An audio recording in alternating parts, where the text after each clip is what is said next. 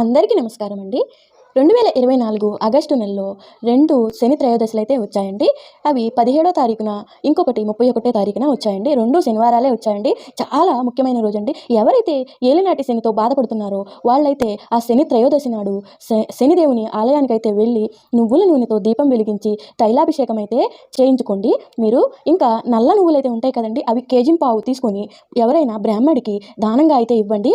దానివల్ల మీకు ఏలినాటి శని ఏదైతే ఉందో అదంతా తొలగిపోయి శనిదేవుని అనుగ్రహం అయితే మీ పైన అయితే ఉంటుందండి. ముఖ్యంగా మకర రాశి, కుంభరాశి, మీనరాశి, వృశ్చిక రాశి, కర్కాటక రాశి వారికి శని దోషం అయితే చాలా ఎక్కువగా ఉందండి. వాళ్ళు వెళ్ళి శని త్రయోదశి నాడు పూజ అయితే చేపించుకోవాలండి నేను చెప్పిన విధంగా.